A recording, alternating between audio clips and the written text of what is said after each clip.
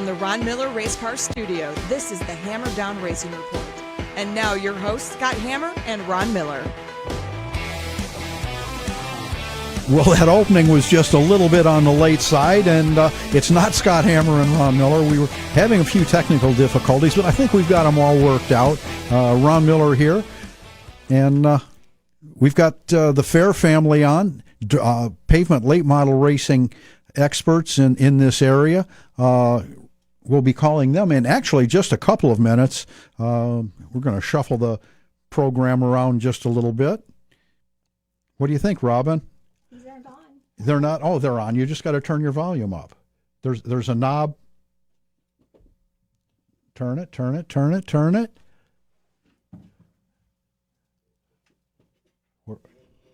All right. Do you have it yet, girl? Nope. There you go. No? Nope, I got nothing in my ears. Oh, okay. Well, But that's okay. If you tell me I'm talking. Mrs. Miller, plug her in over here. I am plugged in over there. Oh, okay. Well.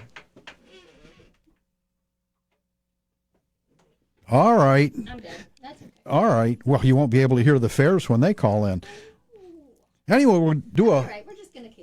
We'll do a real quick recap of what went on last weekend. If you don't have dirt on dirt, the Summer Nationals have been going on Dirt on Dirt, and the Summer Nationals Tuesday.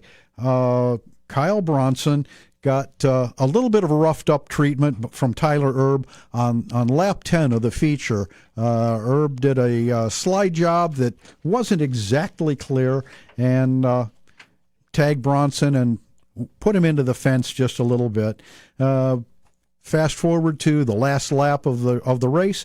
Kyle Bronson caught up with Tyler Erb and did exactly the same move, and Tyler Erb bounced off the fence, nearly rolling over, and Bronson went on to win. A lot of controversy over that one, whether it was called for or not, but the way I saw it, it was exactly the same move, and it was pretty cool. I think what goes around in racing, or what comes around goes around, and if you want somebody to race you clean, you race them clean. Anyway, Bronson won, Pierce was second, Brian Shirley third, Brandon Shepard fourth, and Rusty Schlink, local racer, was fourth. Moving on to Wednesday at Peoria, Brian Shirley won, Pierce, Heckenast, and Rusty Schlink finished 14th. It was a pretty good race. I don't know. It seems as though the tracks this year have been a little bit lacking. I don't know if it's because of the rain or if the guys are just kind of running out of talent. Not really sure. Something I do want to mention to our local listeners is that Rock the River in Toledo is Friday and Saturday this week. The hydroplanes, the high-powered boats will be on the Maumee River. Heat races Friday at 3 p.m., and Saturday is the finals. I'm not really sure of the time on Saturday, but you can go on Facebook to Rock the River Toledo and look all the information, and it's all free. It's all weekend. It's free. Really? It's all free. Yeah. They'll have the boats down here. They'll have the drivers down here. There'll be vendors set up. There'll be all kinds of stuff. We were talking before we went on the air that we had serviced that event with fuel quite a few years ago. And if you've never seen the boats up close, it's really cool, and be up close and personal. Absolutely. This year. And they do about 120. Right. There will be there'll be driver interviews, chances or opportunities to get autographs. Yeah. Yep. And Scott Sands will be down there tomorrow on the water taxi doing his show live tomorrow. Really? Downtown on the water. Yep. So that'll be cool. It'll be fun. We'll all be down there. That's what we do. We told the Fairs that we would be calling them. Harold Fair Jr. is going to be on, Max Fair, and their sponsor from Ross Mortgage. Ross Mortgage, yes. Thank you. I did my homework. And go ahead and give them a call. And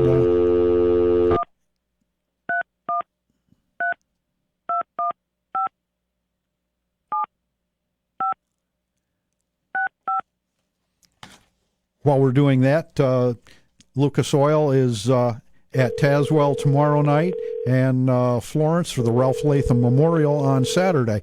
Both of those should be really big shows. Brownstown is tonight with the UMP Summer Nationals. Hey, Harold, have we got you? Yes, you do. Hey, great. We're going to ring up the other two. Welcome to Hammer Down Racing Report. I understand that you guys have been really, really busy lately, building and repairing cars and taking care of business as usual. Yes, we have. We've expanded. We're going through some growing pains. We have 7 cars running out of our shop right now. 7 cars. Now, how many of those are for you, and how many for Max? Well, we have 1 for Max right now, and then there's 2 cars for me, and then there's 3 cars for Hayden. Oh my! Yep. And then we have one that's not quite done yet. We're still working on it. And that one is for whoever puts their hand up? We haven't decided yet. Okay. I might be. We might be using that car. I might be using that car to go to the Jacasa race towards the end of the season. Hang on. Okay, yeah, we're going to put you on hold for just a second while we ring up Max and Jason. Sure, sounds good to me. Good. As I was saying, Lucas Oil's at Tazewell tomorrow, Florence on Saturday. Brownstown is tonight with the UMP Summer Nationals, and the weather down there was looking great, so I think that's that one is definitely going to be a go. While we're waiting for, I think we're waiting on Max. Fox Sports said goodbye to old DW over the weekend. Darrell Waltrip signed off, and it was really kind of sad. You know, a lot of people love him. A lot of people thought he was a little grating, but I thought he brought a lot to the announcing booth. And Hello, Max, Ron Miller. Yep. How you doing, bud? Right. Welcome to I'm Hammer good. Down Race. Welcome to Hammer Down Racing Report. I lost him. Oh, You lost Max. Yeah, he dropped off. okay. Well, let's try that again. We're trying to get a handle on a new phone system here. I'm sorry for that. A new board up. Nah, the board op's doing just fine.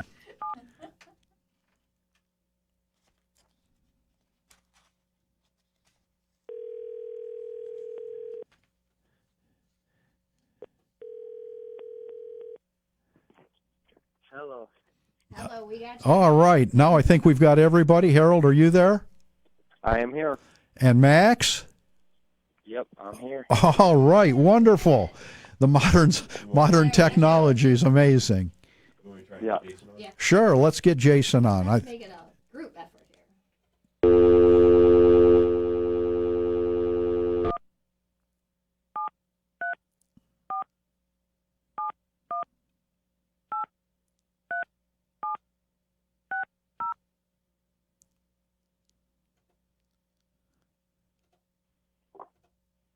Oh, we lost Harold. We can only have 2. Oh, we got you too. We need him. So, This is Jason. Jason, Ron Miller, Hammer Down Racing Report. Welcome. We had just one little technical glitch. We've got to get Harold back on his line. Hang on just 1 minute. Okay. So we have Max and we have Jason.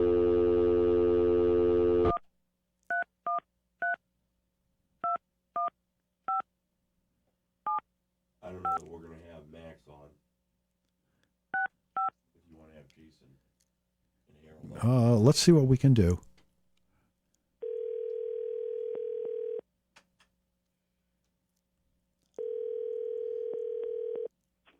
One more time. All right. Sorry about that. We're playing telephone merry-go-round here on Hammer Down Racing Report. Okay, so we have everybody? No. No, we got 2. I can only have 2. So we don't have Max? He's on hold. I don't think so. All right. And we can't take him. Harold and Jason. What happened if we take? I think one of them will drop. Okay. Well, let's give Max. Yeah, Jason. Oh, there we go. We've got everybody. We've got Harold, Max, and Jason. Right? Awesome. You there, Jason? I'm here. All right, wonderful. We were talking with Max a little bit about the 43 race cars that you guys have got in the shop. It seems like it at times, I'm sure. Jason, tell us just a little bit about yourself. I know you're a big part of the Fair Family Racing program. Absolutely. Enjoying the heck out of it. Huge race fan. Raced a little bit in street stocks and IMCA and iCar modified. Went off from there and got into the mortgage business. And now, wait a minute. How racing does racing tie in with the mortgage business? Oh, it's a fantastic fit for us.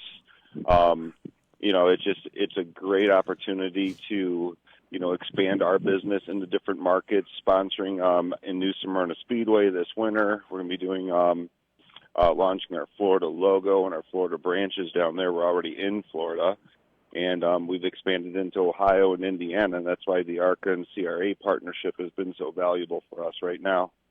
And got my kids into quarter midget racing into the USEC .25 program when they were just 5 years old, and just kept racing the kids until it was time for them to go late model racing. Oh, okay. We have an awful lot of friends. As a matter of fact, our guests from a couple of weeks ago are big into quarter midgets, and they're just about at the point where they're going to transition out into something else. So pretty familiar with that program. Yes. I've been president of the Toledo Quarter Midget Club, so I've spent a lot of time in Maumee and Lucas County, so it's just been a great fit for us to use ARCA and CRA to expand into Ohio and Indiana markets. Okay, so tell us real quickly a little bit about your racing, and then we'll get back to Max and Harold. And while we're talking to them, feel free to jump in at any time. Absolutely. So your involvement with the fairs is as a sponsor or mentor, or? It's just been a great fit for us. It's just I didn't have the knowledge, the time, to invest into a super late model program and an outlaw program, and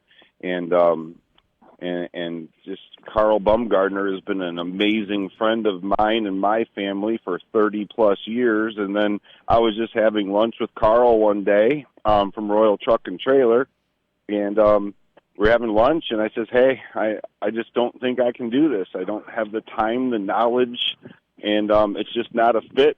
We're not going to be able to do super late model racing. And then Carl said, hold on, let me call Harold Fair Jr. And that's where Harold's life might have taken a turn for the worse at that point. I don't know, but so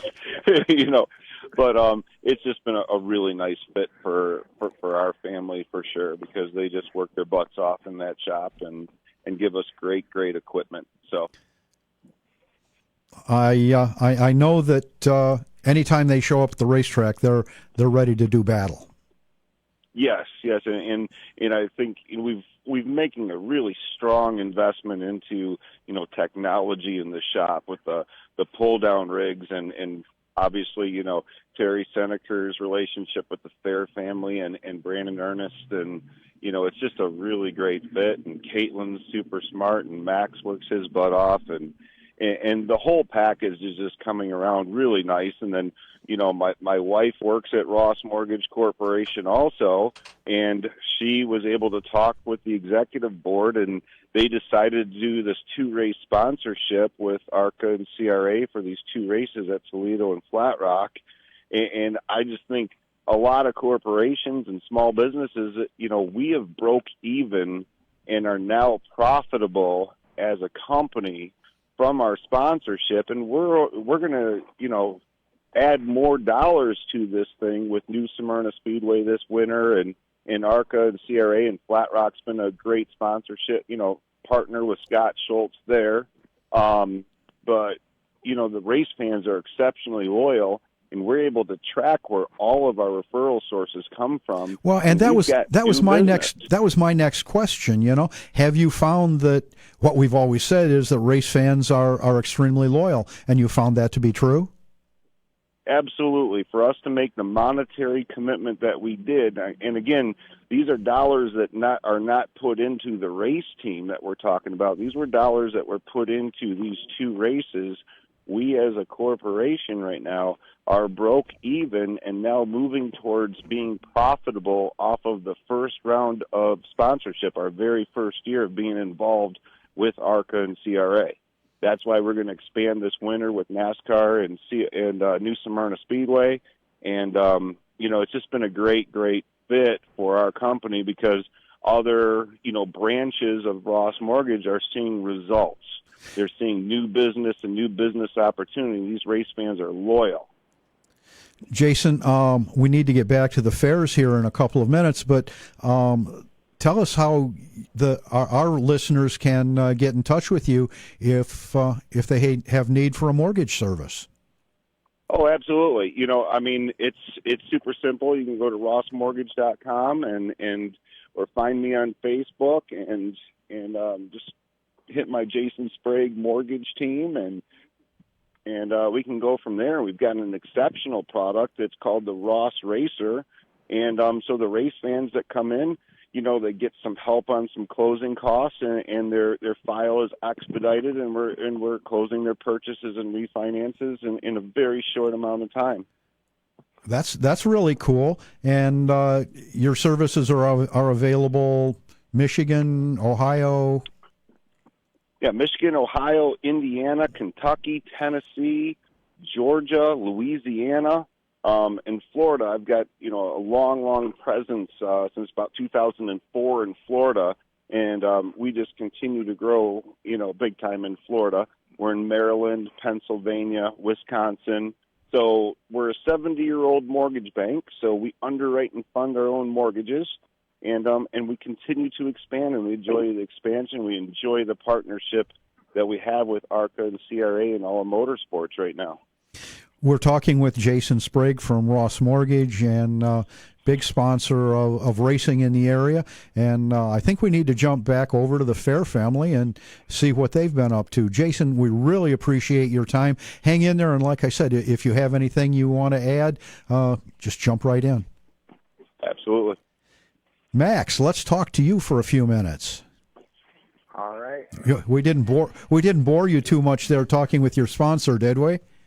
No, it's always good to hear Jason talk. Good. Tell us a little bit about your racing program.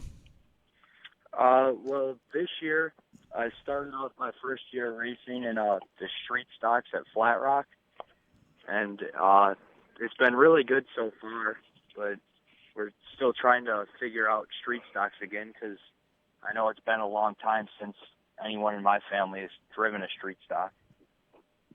Yeah, I'm sure. Tell us a little bit real quick about your family and all of their years in pavement racing throughout the Michigan, Ohio, Indiana area. Well, where did it start first? I know my grandpa used to race in ASA back in the day, and then I know my dad's been racing around forever, but I've really been involved with this since I was in second grade, I think. So I've been around it my whole life pretty much. How did you personally get started in racing, other than having been around it? Did you race quarter midgets or go-karts or any of those kid kind of things? No, I just always went to the track with my dad and helped out on the cars, and then this year has been my first year actually driving. Very good. So you were one of the kids that would sneak off onto the grandstands and play with the plastic cars? No, that wasn't usually, you? No, I'm pretty invested in watching the races. I like to sit there and see them all the way through. Very good. Where do you see yourself, let's say, in 5 years, going from street stocks to where? Hopefully to super late models and outlaw late models and anything that's fast, really. I understand that. What has been your high point so far this year in the street stocks? Probably the first race I finished. I've had some bad luck so far, but that first finish was a relief. I'll bet. Yeah. We've got a lot of friends and listeners that are racing in the street stock division up there. Landon Schuster and the Leah family. A lot of really great people. So you're in good company. Yeah, for sure. It's a pretty good series up here. And have you any thoughts of running any shows at Toledo? I'm sure your car is up to the sportsman specs there if you wanted to. Yeah. So far, I've just been focusing on getting Flat Rock down and just trying to get as much seat time there as I can. Very and good. getting them into one of the new pro lates, because we got new pro lates sitting there, so it's going to be a great natural progression to get Max, into a pro late after having this season of Flat Rock going. So that would be definitely a great plan for Max, because he definitely has the talent. Now, I think we've talked about the pro lates a little bit earlier in the year. Now, that they are a crate late model for younger racers. Well, the crates can be for any racer, Okay. but they are a crate dealership motor that follow the ABC committee rules, like the CRA Pro Lates. Sure. And we see a lot of younger drivers coming up in those cars, and it is a natural progression upward towards the supers or towards the cup level. I've been amazed with Speed 51 on MAV TV, where they've got the younger drivers in some crate late models, and awesome car control with those kids, and it seems to be bringing that younger generation back into racing, and we desperately need that. Yes, we do. Harold, what are your thoughts on your kid racing? I know I've been involved with my son racing, and boy, sometimes it's a whole lot tougher than driving. It sure can be tougher than driver. I've been finding over the last, not just since Max drove, but since we've been running cars and since I've been running with Hayden Sprague, it's harder in the grandstands than in the car. My wife's nodding her head in agreement. I go along with that too. Yeah. Wait until that first race with your kid. Oh yeah. I've been doing that for quite a few years now, and I'm not sure I like it as much. I don't know. That minute it's like, do you or don't you, right? Yeah. But I will guarantee, Harold, that when you're racing against Max, you won't give him an inch. You won't rub him dirty, but no freebies. You race hard all the time. That's it. Harold, why don't you? Well, our hardest part is always to, try to keep Harold Fair Sr. out of the driver's suit. That's the real challenge that we have as a team, because he just pushes us out of the way and says, "Let me in that car. I'll show you guys how to do this." Well, and that was where I was going to head next. Has Dad completely retired, or? Dad's pretty much retired now. Pretty much. From the driver's seat. Pretty much. Interview. Yeah, he's still 100% involved with our racing every night of the week. What do you do during the week? Are you full-time racer? You work in the shop and then go racing, or? No, we have a construction business, and we've been working for the government for about 20 years now. That So that sounds like a pretty full-time deal there too. we put our 40 to 50 hours in a week during the day at the construction business, and then we put our whatever we have left in us at the race shop. What are your plans long range in racing? I know you've been doing it quite a while now. You're probably beyond the point of having aspirations of going to NASCAR, but where do you see Harold Fair Jr. in 5 years? Well, what I'd like to do is have myself a couple of cars where I could run some specials or real large races and move into renting cars out on a weekly basis for series to younger drivers to bring them up and kind of mentor them a little bit and get them some good car control and move them on up to where they want to be. There's a huge market for that. I know Bill Venturini does a good job with the ARCA cars. And you see yourself doing the same thing with the late model program? That's our aspiration, is to have a couple of supers, a few prolates, and then some field motor cars, and take some kids and run them around, in tracks they can be comfortable and run right up front. So you don't have a problem with the crate motors? I know a lot of racers kind of shrug their shoulders when you ask them about that. You don't have a problem with the crates? I actually do not have a problem with the crates. When I came from the supers, which are unlimited, right, I thought I'd have a real issue with it.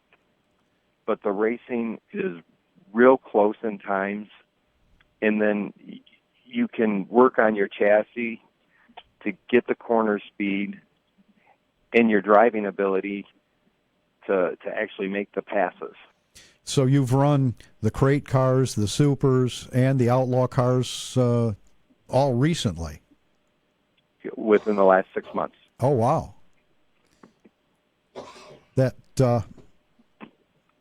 That seems kind of ambitious, but you mentioned earlier that, actually I think Jason mentioned that you've got a pull-down rig.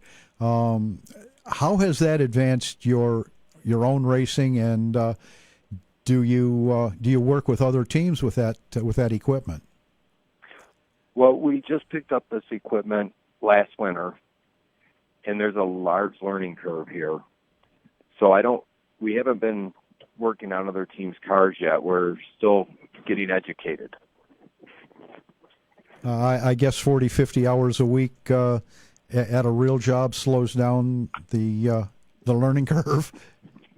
A little bit. Cool. Let's go back to Max. Max, do you have any plans this year of hopping in one of the crate cars or even a super, or are you going to be happy just to run flat rock with the street stocks? Well, we've talked about running a pro late model up at Springport later in the year. Okay. But I think other than that, mostly just street stocks for now. And Springport's a pretty forgiving racetrack. Correct. I think the family has a lot of history there. Yes. Harold, high points and low points in your career. I know you've had a few wrecks. Let's talk about some of the high points. We have what's your Glass City wins. Yeah, 2 Glass Cities. I guess what's your most favorite win? Oh, that's really hard to say. And how long have you been in the supers? In the Super Outlaws, I think since about 95 or 6. Why don't you explain to our listeners, I know we've got a lot of dirt fans, the difference between the supers and the ASA or template-bodied cars? Well, actually, the dirt guys would understand it because the bodies are unlimited, and you have really no motor rolls. We deal with a roof height, a spoiler height, minimum weight, and a couple width rolls. So the aerodynamics are a big deal with those. The aerodynamics play a large part of our racing in those cars. We talked a couple of weeks ago about how important the aero is becoming with the dirt late models.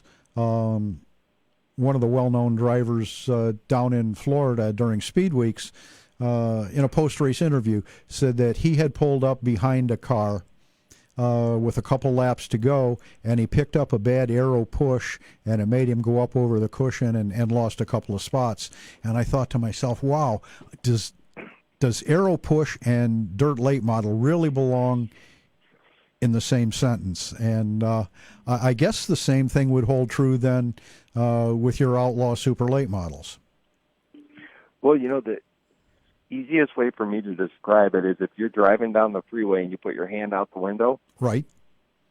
If you can feel that air at 55 to 70 miles an hour, think about what it is at 150. Oh, sure.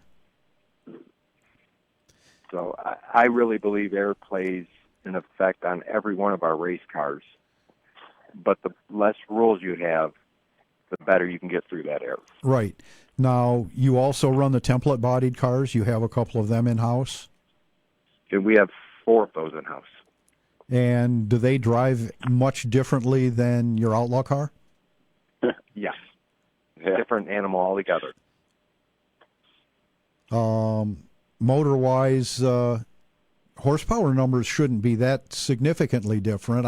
I know that the outlaw cars, as you said, have an open motor roll, but I know that the template body cars seem to be pretty powerful. Well, in the crate class, we're dealing with about 430 to 450 horsepower. In the seal class, which is still a template body, we're in the 620s to 640s. And we have a couple outlaw motors here. They're between 750 and 800 horsepower. That'll get your attention. Real quick. What you've had a couple of crashes. Tell us about them and how you dealt with them. Well, you just get out of the car and jump right back in it next weekend. Try not to think about what aches or hurts and keep going. And the cars don't heal themselves? No, that's usually all-nighters at the shop. I understand that. I really appreciate you guys spending some time with us tonight, and look forward to watching you maybe win another Glass City race. Well, that would be great. Max? I do want to say real quick, anybody that can, if you go on to Fair Racing Development, we're going to do another 20-ticket giveaway this weekend for the Toledo race for the Ross Spring 200 that was moved because of the rain delay. But if you get onto FRD's Facebook site, and we're going to have that drawing here in the next day. Give away 20 more tickets. FRD would be Fair Racing Development? Absolutely, and then we're going to have an outlaw on display. Probably, if it's ready, we could take Harold's that he just won the Fair Memorial race with at Flat Rock a couple weeks ago, and we're going to have one on display right at the front gates of the main gates at Toledo Speedway, and you can pick up your tickets there. Other than Ross Mortgage, before we go, are there any sponsors that you folks want to talk about? Oh, we have, besides Ross, but we have Royal Truck and Trailer, who's been with us for a real long time. And they're like our major players. And who do we have in associates, Jason? DTS has always been a Specialist. great partner. So DTS has always been a great partner. Horvath Design, HD5 from the west side of the state, does our body wraps on the 41 and the 81. And he's always been great for us over there. Very good. And good luck to you guys the rest of the summer, and maybe look forward to seeing Dad hop in one of the crate cars. I know things slow down a little bit in those cars, and it'd be good to see him back. Well, I think we're going to see Max before that, though. All right. Get ready, Max. That'd be wonderful. Thank you very much, guys, and appreciate your time. All Yep, right, grateful. Thank you for the opportunity. The Fair Family Racing, Max, Harold Jr., and Jason Sprague from Ross Mortgage. Well, seems as though they're still on the line. Okay.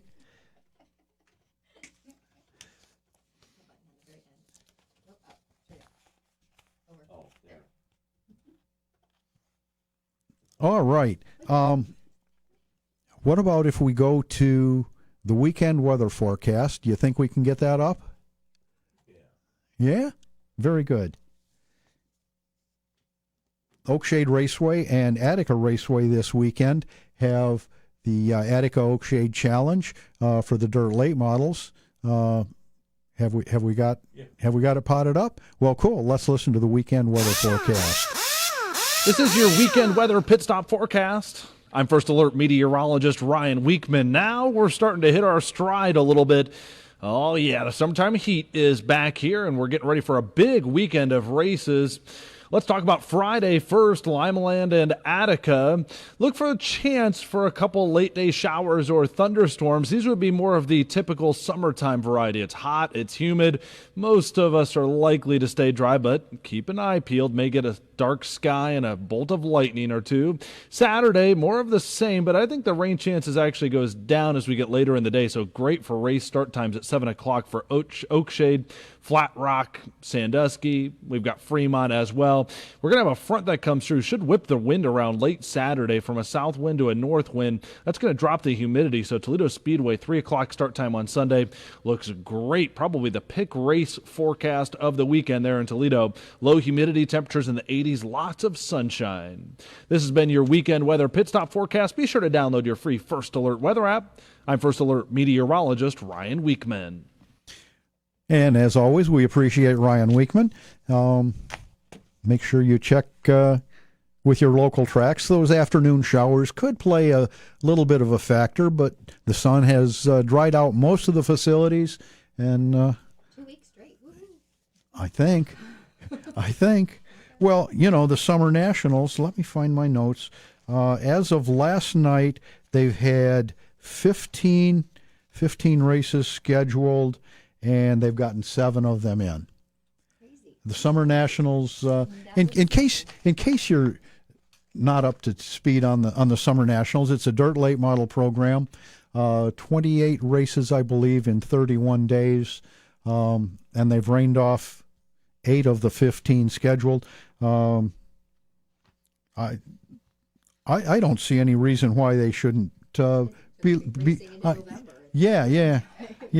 I think. Well, we probably won't have snow. It'll probably be, Right. Well, we can't forget October 3rd at Sandusky Speedway, right?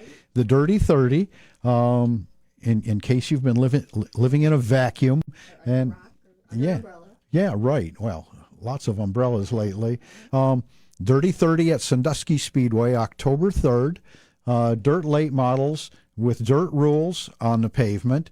Sandusky trucks and Oakshade bombers on the dirt with dirt tires, and pavement dirt versus dirt front-wheel drive cars. I think it's going to be a great show. You can go to Hammer Down Racing Report, and if you think you would like to participate in that, we'd like to know about it. And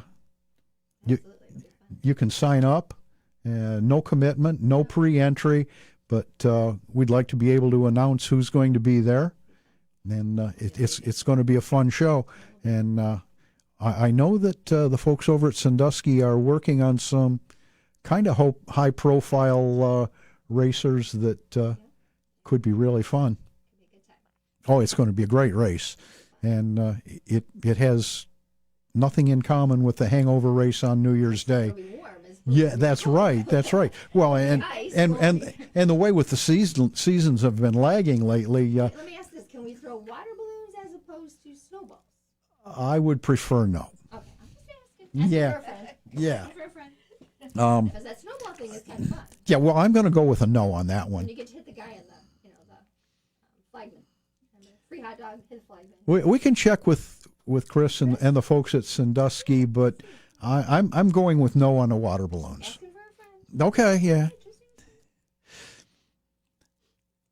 I think we're going to wrap this show up tonight. I'd like to go get something to eat. I know, me too. It's kind of. Oh, where are we going? No, we got all kinds of places. Yeah, we'll figure that out. We'll figure that out when we're done. Don't forget, if you want to see some racing on the water, Yeah, come on down. Tomorrow, downtown Toledo is going to be happening in the next couple of weeks. you're going to be around there, Robin? Absolutely. All right. Absolutely. That's what we do. Miss Robin will be there. Before you close, talk about Buddy. Oh, I will.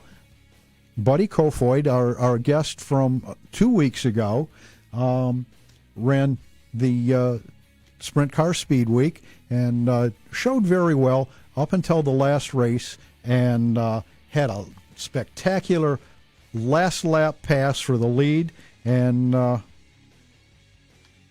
17 years old, $10,000 to win race. And our record's intact with our guests going on and doing very, very well in the coming races. I can't tell you how impressed I am with Buddy Kofoid, 17 years old, and the parallels that we talked about the last couple of weeks between him and Jeff Gordon.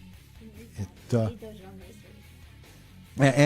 And it's a really it's a feel good story about a local team with a driver that is definitely going to go a long ways.